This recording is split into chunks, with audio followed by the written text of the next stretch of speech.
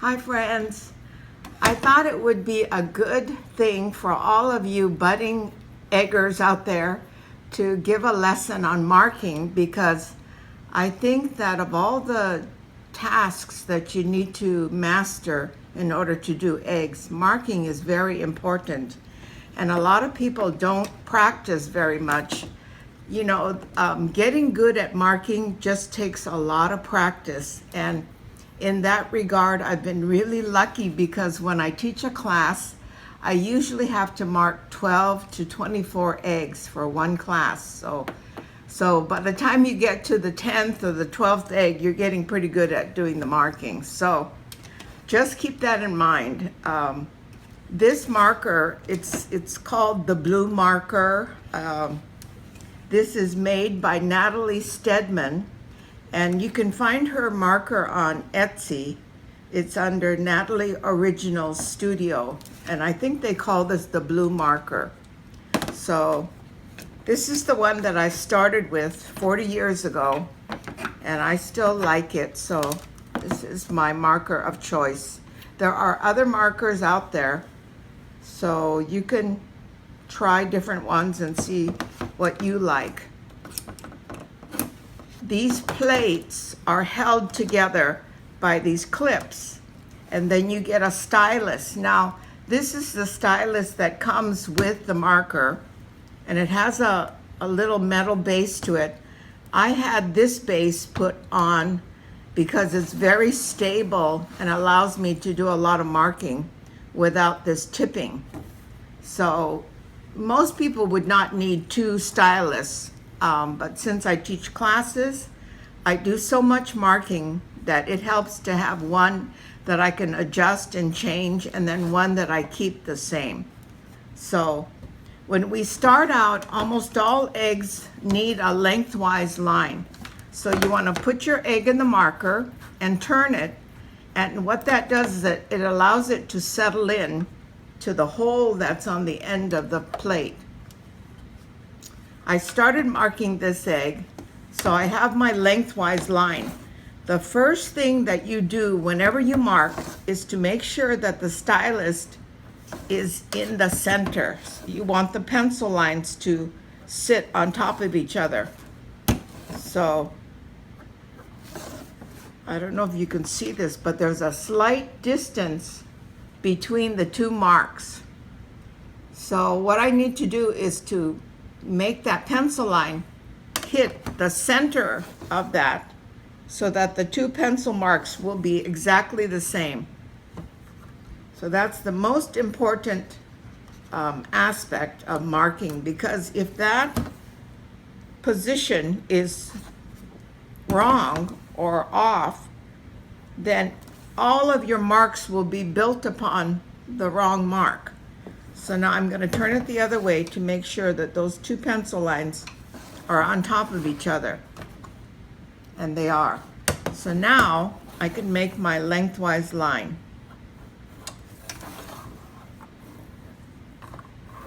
It's important to work on a flat surface.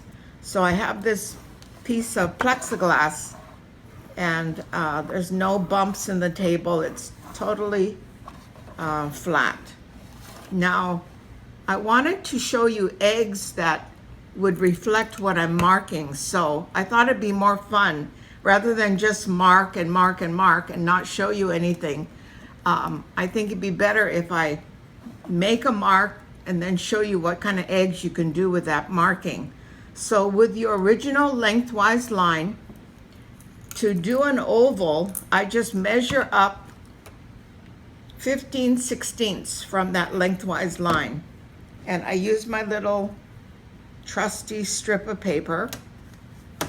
So I've already made a mark, so I'm gonna go and turn this so I can utilize that mark. Okay, there's degrees written on the egg marker. On each circle, there's 360 degrees. So, okay, so now this mark is 15/16 above the center line. So I'm going to use the other stylus and make the oval. So what you need to do is to bring the stylus pencil up and then tilt it down.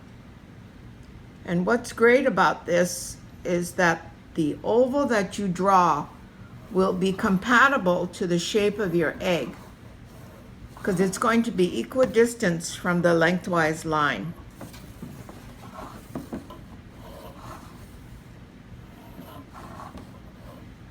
See, my plexiglass has a little glue on it, so my little pencil mark jumped.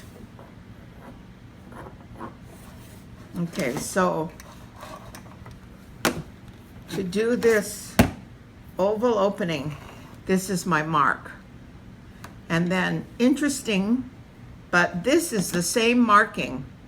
So I've just cut the oval out and I've inverted it to create this. And this is a jewelry box. So here are two styles of eggs from your one oval mark. Now, if I wanted to do the other side exactly the same, I can create these eggs. You can see how this has got an oval opening on both sides. They're both the same size. This one has an oval opening that is a little bit larger on the front and about a ½ inch smaller on the back. So what you would do is you would mark the same for the other side. Do another oval opening. So I'm going to make a mark with my little strip of paper so I can make a mark. Put it back in the egg marker.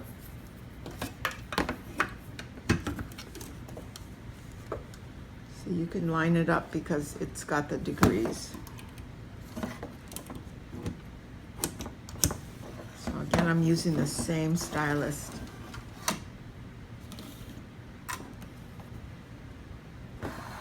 Okay, so I've got to slant this down. Okay, let's see, can you see me making this mark? Let's see.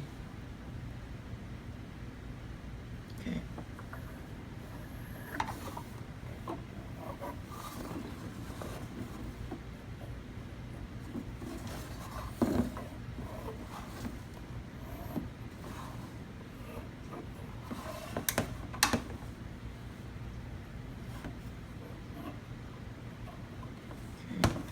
So now I have two ovals, one on the front, one on the back.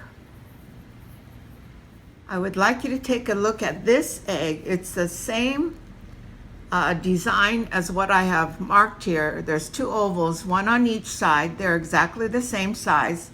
And to make these little shapes, you just measure down from the top so that you have equal points on each side, and then you can draw your curved lines.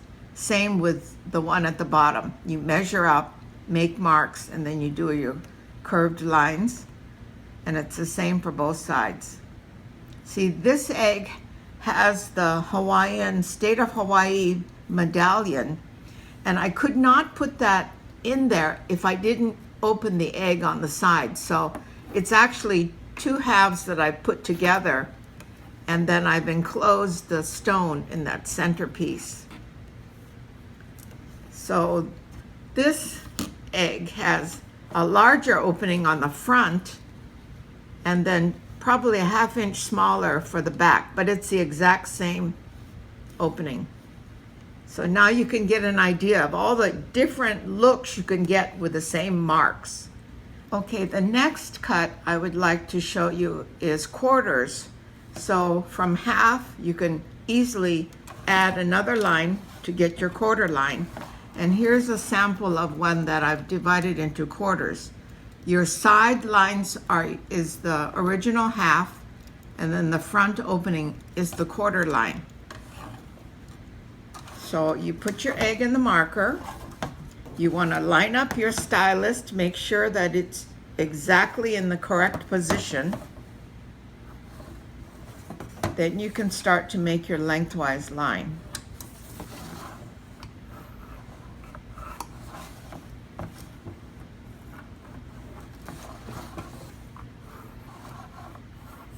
Okay, now I can turn it on its side to get my quarter lines.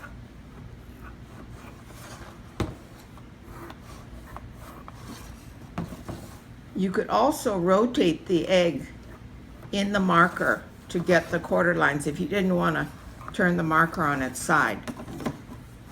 So here are your quarter lines, and to get the size of the door, you can use your strip of paper, and you're going to measure down from the top 1 1/8 inch.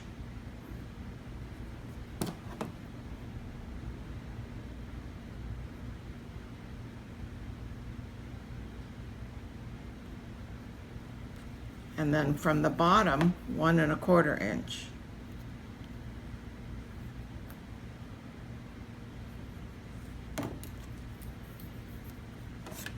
Put it back in the marker, and now you want to use your other stylus to make your girth line. So you want to lower this.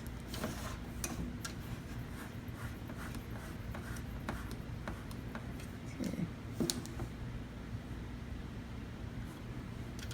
Now for this one, you want to make sure that the stylus is tight so it doesn't move. And you can either turn the stylus like this, or you could leave the stylus in the same position and rotate the egg. Whatever is easier for you to do.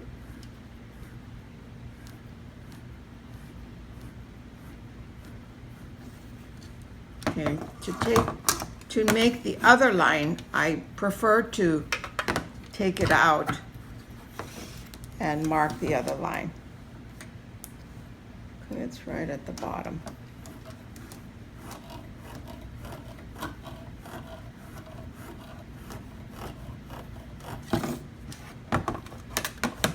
Now to find the position for the hinge, what I do is I take this distance from the center top to the center bottom, mark it on my strip, and then I divide that distance in half, and that should give me the center girth, which is where I will put the hinge.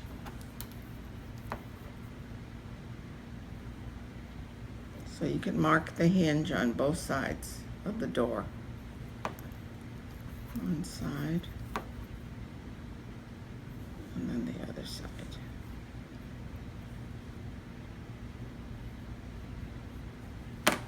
So that's your quarter lines.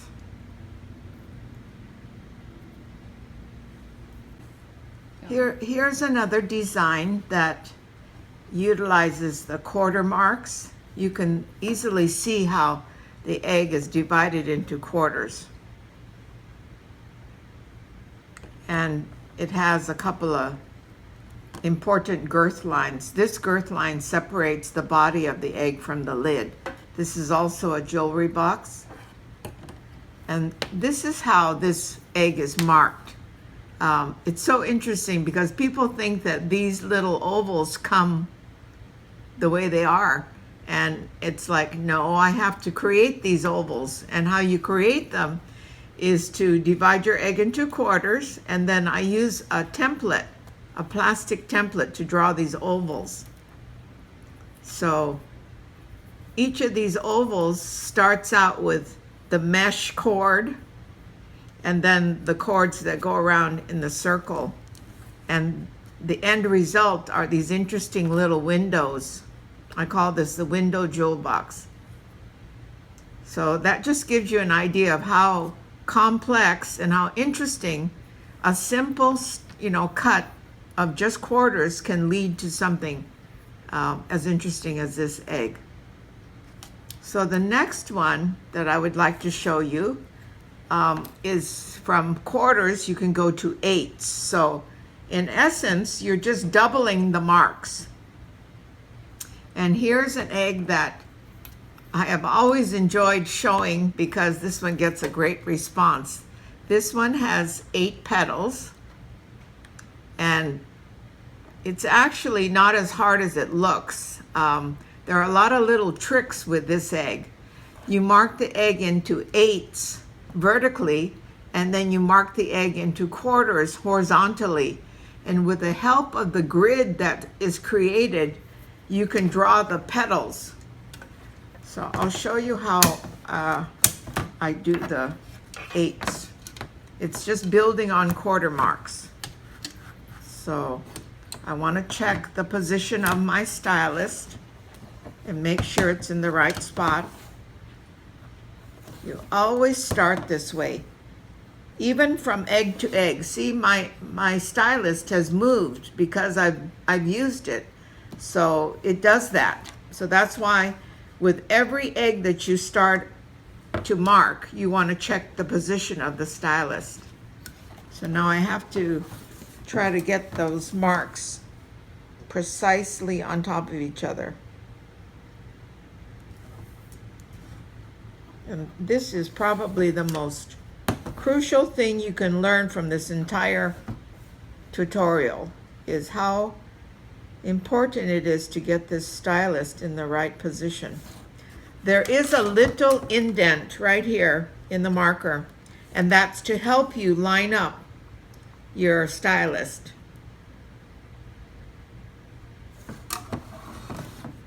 It's still not correct yet, so we're going to try it again.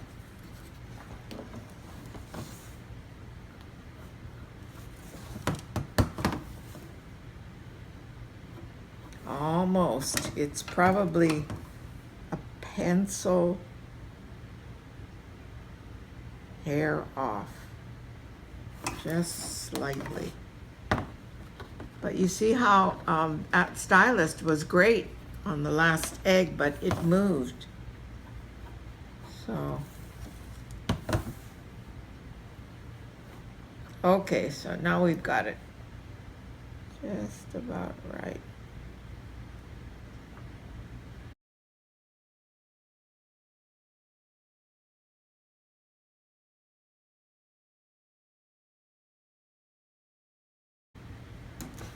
Okay, let's try it again. It's not perfect. This is where precision counts.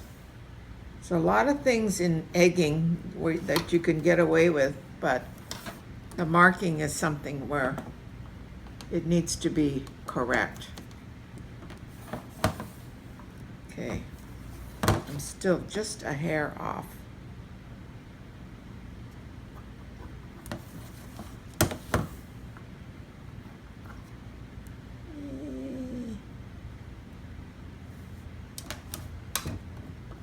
It's good that you see me struggle with this a little bit, because sometimes this does create a problem, and you need to be patient enough to get it to be correct. Okay, now those pencil lines are exactly on top of each other. So I'm going to make my lengthwise line.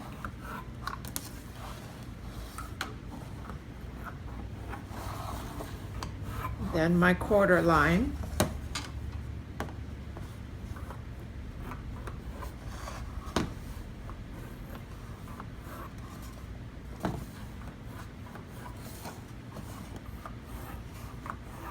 And for the 8s, what I'm going to do is to move this mark, which is at 90 degrees, to the 45-degree mark.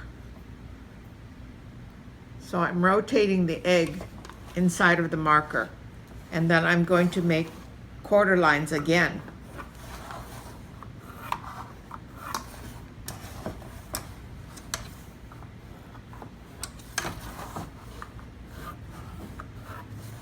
Okay, then I'm putting it on its side.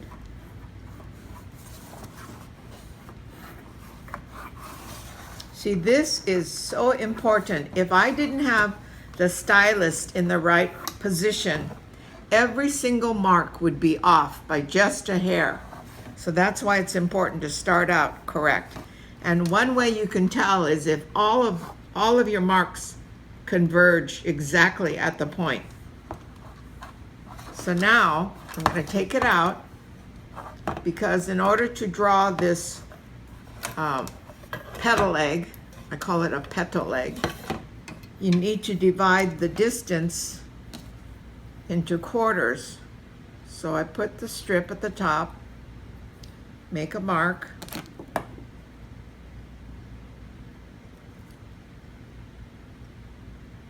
and I'm going to divide that distance in half.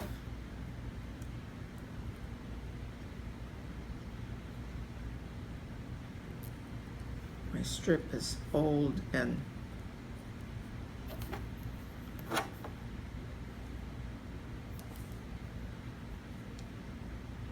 that's my half. And then I'm going to divide that distance in half again to get the quarter line.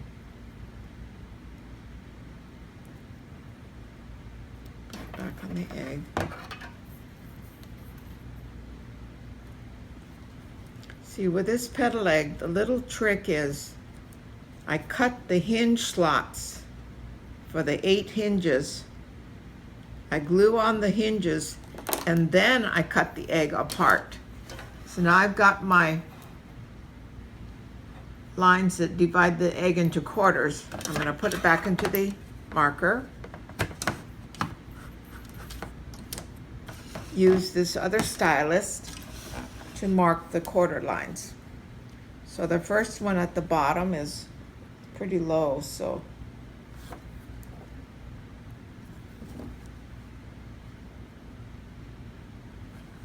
okay.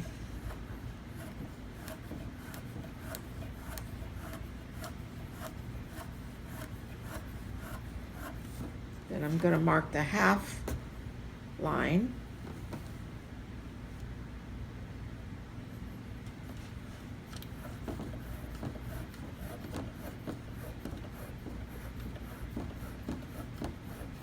Now to mark the last quarter line, I'm probably going to take the egg out, turn it upside down, because it's difficult to get the stylus up at the top.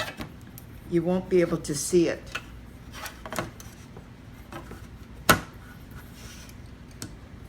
Okay, this is my last quarter line. You see how you have to keep moving this one? So that's why I have the 2 different stylus.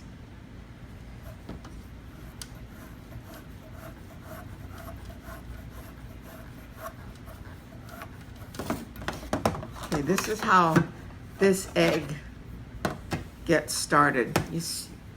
I don't know if you can imagine this, but you start to draw your bigger lower petals from this line, and they'll be drawn in here, and then this space will be these petals up in here. So what I would do is place all the hinges where they go, make a little mark on either side of the hinge, and then draw this freehand. So then I would cut all the slots for the hinges, epoxy the hinges, and then cut the entire egg apart. And that's how you get this egg, which looks like it's such a challenge. But if you do it the way I teach you, it's not that bad. So that's your 8s. Okay, now I'd like us to go to thirds. Here's an egg that has 3 oval openings, and the little scallop shaped door is drawn within each oval. So what you would do is put the egg in the marker,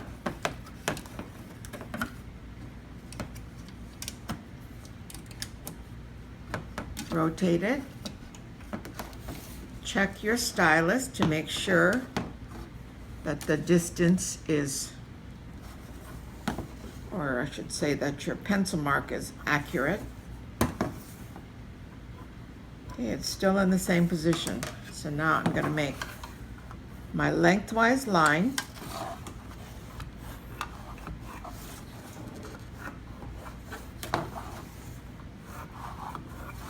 I always mark the ends, just because it's good to know where the ends, the true top and bottom, are on the egg. So now to do thirds, the house allows you to use their roof to get thirds. So I'm going to turn the marker on one of the thirds and make a lengthwise line.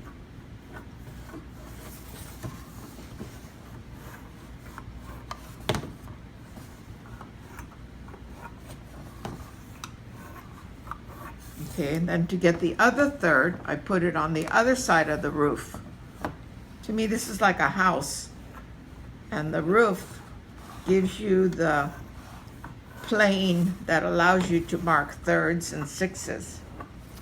See, if I wanted only lines that were really 1/3, 1/3, 1/3, then I would just eliminate going all the way across. I would start and stop in the middle and just make 3 lines, not 6 lines. But usually when you mark an egg into thirds, you actually do create 6 lines, and then you utilize every other line. So this is my mark into sixes. To draw the doors, I first divide the egg into thirds or sixes. And if I just want thirds, I just use every other line, and that's my thirds. So it's actually good to mark sixes, because then you can readily see if the distances are equal. So now I've got the center girth line marked with the thin strip of paper. So now I'm going to mark that girth line. And then I'm going to use the template to mark the doors.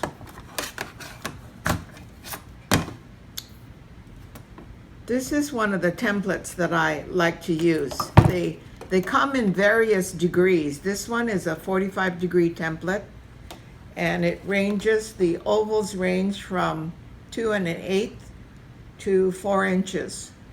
So you just use this template to mark the shape of your door. My door is not a perfect oval. It's actually a modified version of an oval. But this will show you how you can get the 3 oval openings so that you can draw your scallop doors.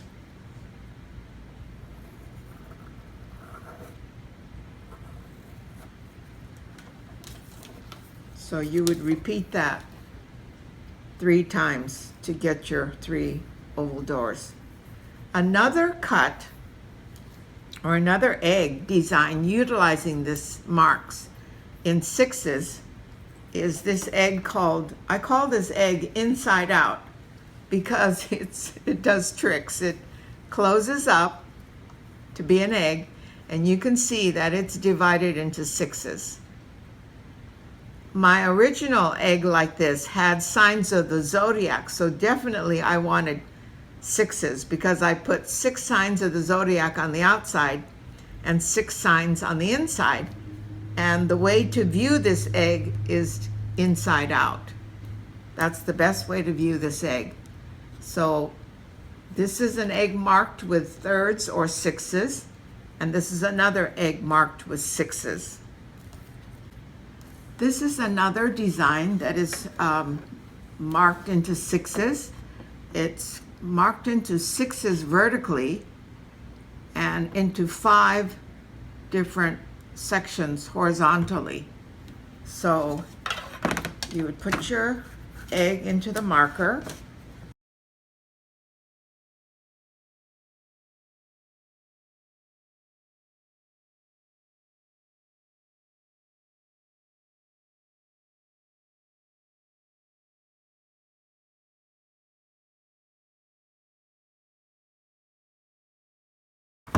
Okay, so now I have my 6 vertical lines, and then what I do is I need the egg to be divided into fifths, and it's difficult when you do fifths because it's an uneven number. So what I do is I mark the distance on the strip, and then to do this, I place the strip onto a ruler and to see if I have 5 easy divisions. So you would take that mark and place it on the ruler, and it's 4 3/4. So I would use a calculator in this instance. It's easier. 4.75 divided by 5. and it's 0.95, so it's almost an inch. So I'm gonna go 1/16 off of 1 inch. Let's see if that works. Let's see.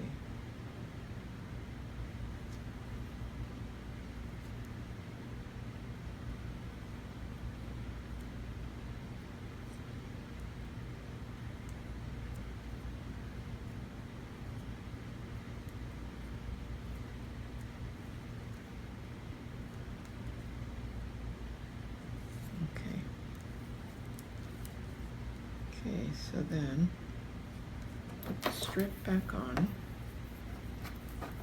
and I'm going to make my little girth marks. Was it this one? Okay, it's the second one. Okay. 1,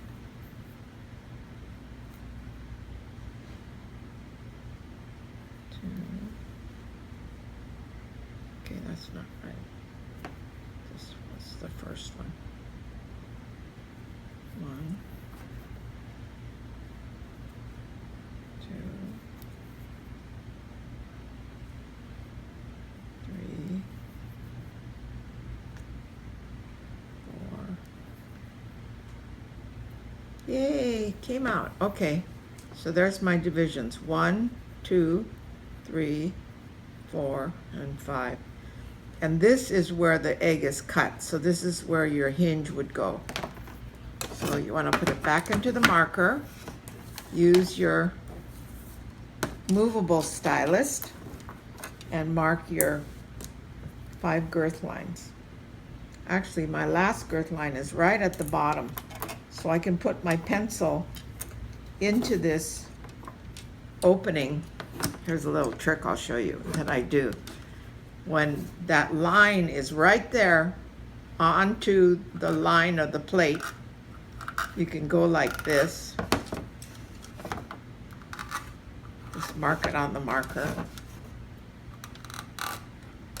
Or you could turn it upside down, and there's an actual little indent in a couple of places, and you can put your pencil in there and then rotate the egg, and you would get that mark. So now I'm gonna mark the other girth lines.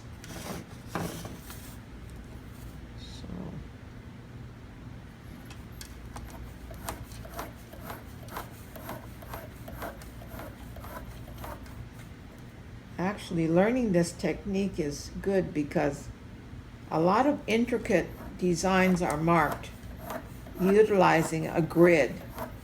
See how you've created a grid on your egg? It helps to, when you're drawing, helps in a lot of instances.